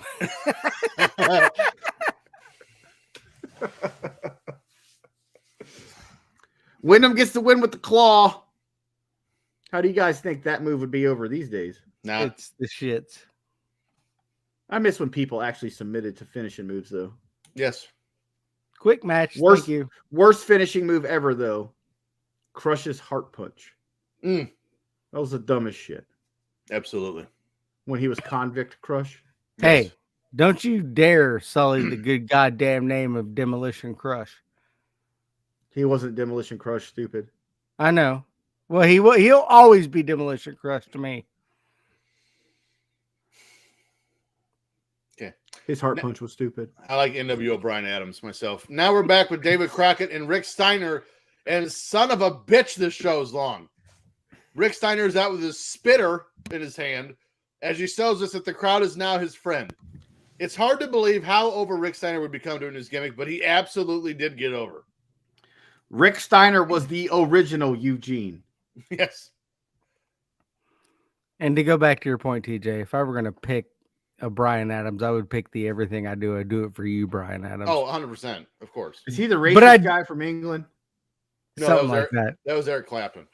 Oh, same same thing. But I do love Simpleton. Oh, no, he's Rick Canadian. Steiner. That's way worse. I love me some Canadians. Piss off.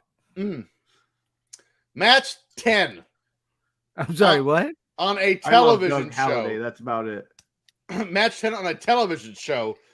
Abdullah the fucking Butcher with Gary Hart. Well, we got to get him on there. Takes on Eddie Sweat. Are you shitting me? Keith's brother. This guy doesn't even take off his jacket. You know you want my loving, baby. I've been twisted over you. Girl, I got you twisted. I know. Stop touching I got your what nipples. you need right here, baby. I am uncomfortable. Aroused. And aroused. The guy doesn't semi. Abdullah doesn't even take his jacket off, hits an elbow drop, and wins the match. Well, if we had, you'd have lost that semi. It's true. I'm rock hard. Hurry up and get in here. After the match, Abdullah beats the shit out of Eddie's foot with a metal can of some sort. Kerosene. Jim Ross says Abdullah has no place in the sport. It's hard to argue. Now we get a Gary Hart promo. Son of a bitch, they can cram a lot of shit in 77 minutes. That's the end of the show. What a shame. The fact that Abdullah the Butcher is still alive blows my mind. It's crazy. He should have died of a heart attack, hepatitis. That dude's 81 years old and has been a walking case of diabetes for more than 60 years. Does he have both his feet? Yes. Let's not forget to mention That's insane. He infected another wrestler with hepatitis C and was ordered to pay $2.3 million in damages. But he didn't have it. I would have murdered him. Murder. Literally, I would have Bruiser Brodied that motherfucker in the shower. Murderous. There ain't a knife big enough to get through all that fat. I would use a sword. Sword. I'll take S words. He's a saber. Abdullah literally cracks the jobber with a kerosene can. And it wasn't like a gimmick. Like he just hit the fucker in the head with a kerosene can. Yeah. What a piece of shit. Yes. We should cut your foot off just for purpose. Wow. Well, if you want to keep both of your feet, please let us know and give us that 5-star review wherever you get this podcast. Make sure to follow the show on Twitter at FF Popcast. Follow the network on Twitter at FilterFreeNet. We are also on Instagram at FilterFree Popcast. As for us, you can find us on our social media platforms at Dave in the QC. Whoop whoop. Timmy C. At Timmy C 1979. And I am at T Stevens 91. Next week, we're going to do another first. Never covered this before. We're going to cover USWA from November 11th, 1995. Yes. The NBA has some new homes. The Queen Mother needs some TLC. The Beatles released a new album. Yes, those Beatles. And so much more. Until then, this has been the Filter Free Podcast, and so long for now. Wasn't the head Beatle dead? Mm-hmm. Yes. Oh, okay. All right. Dad joke of the week. What's the difference between people in Dubai and Abu Dhabi? The people in Dubai don't like the Flintstones, but the people in Abu Dhabi do. I was scared at first. I was scared. Cool Whip. Cool Whip. Cool Whip.